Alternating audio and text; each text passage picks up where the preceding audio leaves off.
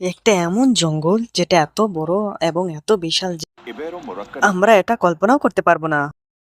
এটা দুনিয়ার সবচেয়ে সবুজ আর অন্যান্য বিখ্যাত জঙ্গলগুলোর মধ্যে একটি। এই জঙ্গলের গাছগুলো অনেক রহস্যময় আর এর সাথে জড়িয়ে আছে না জানি কত রকমের প্রাণী। গাছগুলোর গায়ে বড় বড় গর্ত আর এটা মাটিতে শক্তভাবে দাঁড়িয়ে রয়েছে। কয়েকবার দেখে তো আপনার বিশ্বাসই হবে না যে এখানকার কিছু গাছ হাজার বছর থেকেও বেশি পুরনো। সময়ের সাথে সাথে মানিয়ে নেওয়া বুড়ো গাছ। এখানে অগণিত জীব আশ্রয় নেয়, যেন একটা নিয়মে ভরা জঙ্গল, যেটা দেখতে আপনার কাছে স্বপ্ন থেকেও বড় মনে হবে। এটা ইকোসিস্টেমের উদাহরণ।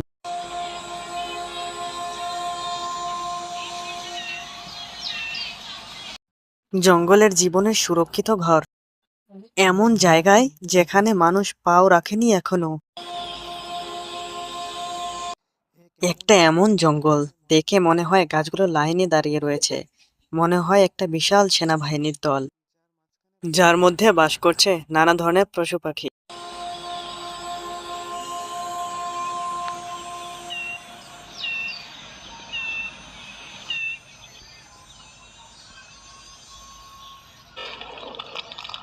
यूरोपीय ইউরোপিয়ান জৈতুনের এই জঙ্গল ভূমধ্য সাগরের আশেপাশে অবস্থিত। এটা গ্রিস, তুর্কি, মধ্যপুর আর উত্তরে আফ্রিকা পর্যন্ত বিস্তৃত। কিন্তু এর সবচাইতে সুন্দর অংশ স্পেনের আইবেরিয়া পেনিনসুলামে অবস্থিত। সবচাইতে সুন্দর অ্যান্ডালুসিয়াতে।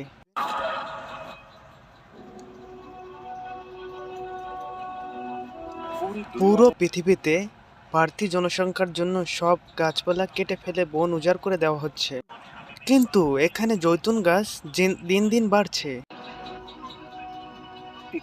21 শতকে এই বনের আয়তন ছিল 1.1 কোটি হেক্টর।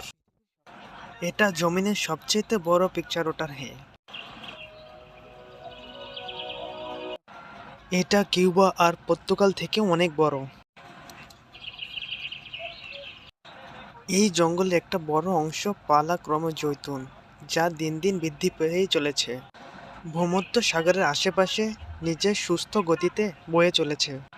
আর ইন্ডোনেশিয়া এই মুকুটের অংশীদার। ये ये जंगल तो हैरत से भरा हुआ है।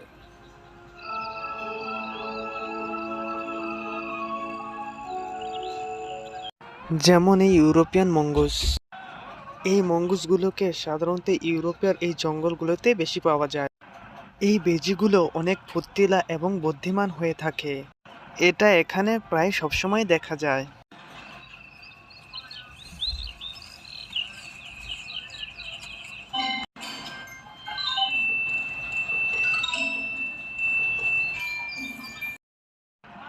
অ্যান্ডালুসিয়ার জৈতুনের জঙ্গলগুলোতে জীবনযাত্রার কোনো ব্যাঘাত ঘটে না।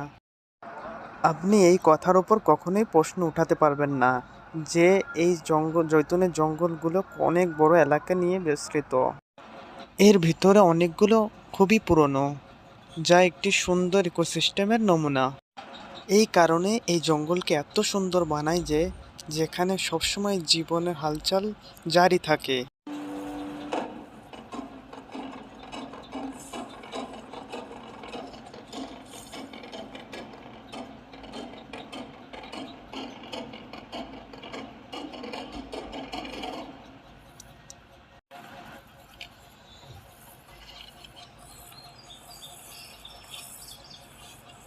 ये তাই জীববিজ্ঞানীরা এই জৈতুনের বনকে কোনো ফসলের অংশ হিসেবে মানে না, কারণ এই বনটাকে দেখতে ভূমধ্য সাগরের বনগুলোর মতনই দেখায়।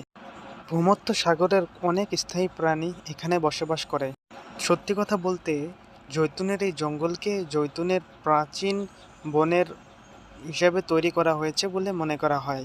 এই গাছের নতুন পাতা আর লম্বা ফুল যুদ্ধের ময়দান হয়ে গেছে। এই সাদাগুলো এই গাছের সবচাইতে নরম অংশ।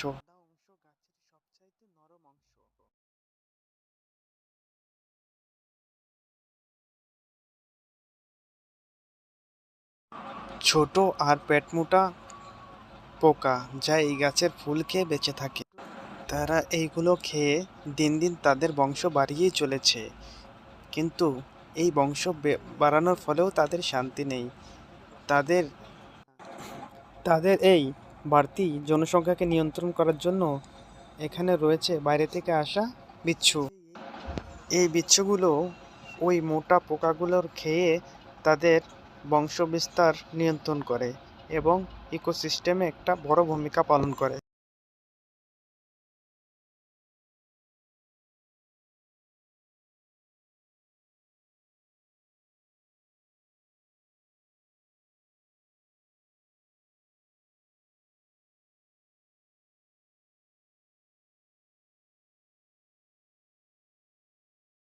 শুধু বিচ্ছু নয়, এই সাদা পোকাটাও এদেরকে খাওয়ার জন্য এসেছে এখানে।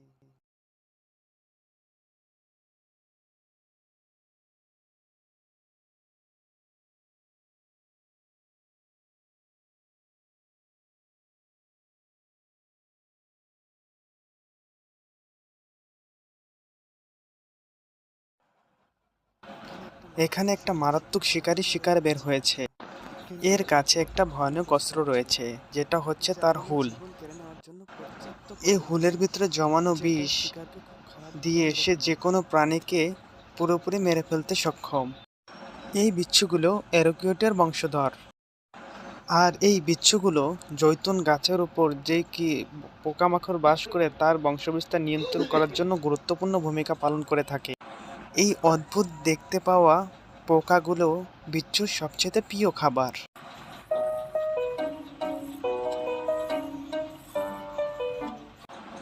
এগুলো এভরিয়ান মরক্কোয় বসবাসকারী প্রাণী। এই পোকাগুলোর উপস্থিতির কারণে বোঝা যায় জৈতুন গাছগুলো অনেক শক্তিশালী এবং বর্ধনশীল এবং অনেক সুস্থ সবল। এগুলো দেখতে অনেকটা তেলাপোকার মতন। এটার মাথার ওপর দিয়ে যে সুটটা বেরিয়ে এসেছে, এটা কি কাজের সেটা আমাদেরও অজানা।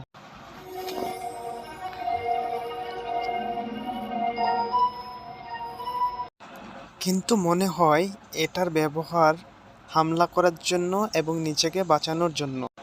ঠিক যেমন হরিণ তার শিং দিয়ে নিজের এলাকাকে রক্ষা করে।